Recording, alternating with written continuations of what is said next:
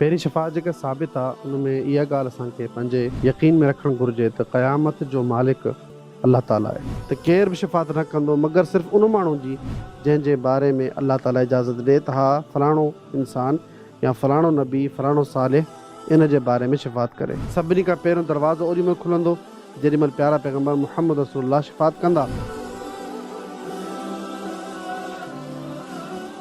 हाणे आतिफ़ लाशारी इस्लामाबाद खां सवाल कंदा शेख जमशेद खां। शेख साहब हीउ सवाल कनि था त क़यामत जे ॾींहुं शफ़ाअत केरु केरु कंदो ऐं कंहिं कंहिंजी कंदो? शफ़ाअत जा ॿ क़िस्म आहिनि। हिकिड़ी शफ़ाअत आहे साबित जेका क़ुरान ऐं हदीस में मिले थी, ऐं ॿी शफ़ाअत आहे ग़ैर साबित जेके मनफ़ी चवंदा आहिनि, शफ़ा मनफ़ी आहे जंहिंजी को बि सबूत न आहे।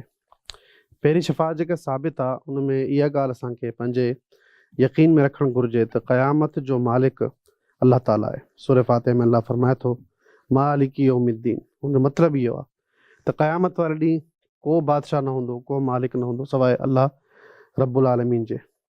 अल्लाह ताला जी रहमत आहे पंहिंजे बाननि ते त अल्लाह रब्बुल आलमीन शिफ़ाअत बाज़ नबियनि खे या बाज़ हस्तियुनि खे अता कई आहे।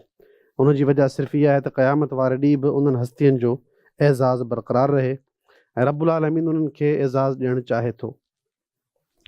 इन ॿिन्हिनि ॻाल्हियुनि ते अगरि असां गौर कयूं त अल्लाह रब्बुल आलमीन अगरि मालिक आहे शिफ़ाअत जो त अल्लाह रब्बुल आलमीन उन शिफ़ाअत जी कुझु शर्तूं बि बयानु कयूं आहिनि त कहिड़ी शर्त ते शफ़ाअत थींदी ऐं कहिड़ी शर्त ते शफ़ाअत कोन थींदी। टे क़िस्म जा शर्त आहिनि रब्बुल आलमीन जेके क़ुरान करीम में बयानु फ़रमाया आहिनि। पहिरीं ॻाल्हि जेको शिफ़ाअत कंदो अल्लाह ताला उनखे इजाज़त ॾिए, जीअं अल्लाह ताला फ़रमायो मंदल लदी यशफ़उ इंदहु इल्ला बिइज़्निही।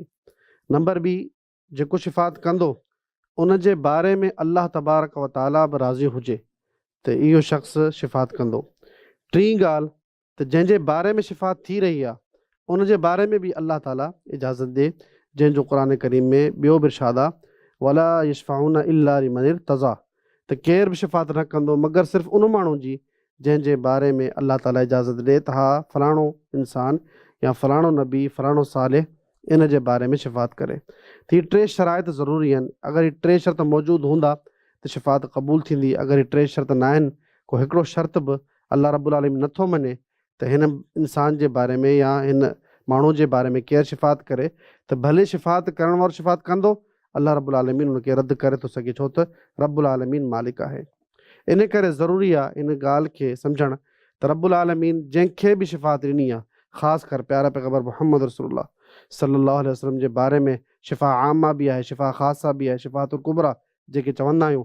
हिसाब किताब शुरू ई थींदो ओॾी महिल जंहिं महिल मुहम्मद रसूलुल्लाह सल्लल्लाहु अलैहि वसल्लम सिफ़ारिश कंदा।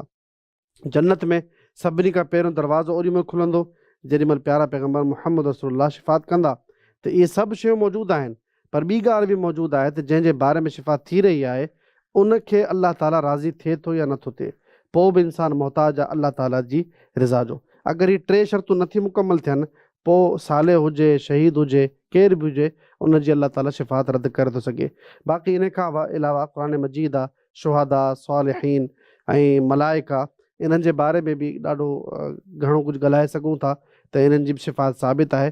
पर हीअ टे शर्त ज़रूरी आहिनि त इंसानु ईअं न सम्झे त मुंहिंजो जंहिं ते एतिक़ाद आहे, मां जंहिंखे पंहिंजो पीर सम्झां, पंहिंजो वॾो सम्झां, जंहिंजे हथ ते मुंहिंजी बैत थियल आहे, इन जे बारे में इहो मुंहिंजी शिफ़ाअत करे वठंदो, इहो अक़ीदो जेको आहे मुनासिबु न आहे। छो त ला यशफ़उन इल्ला लिमन इर्तज़ा, केसीं ताईं शिफ़ाअत क़बूल थींदी जेसीं ताईं अल्लाह तबारक व ताला उन माण्हू जे बारे में राज़ी न थिए। वल्लाहु आलम।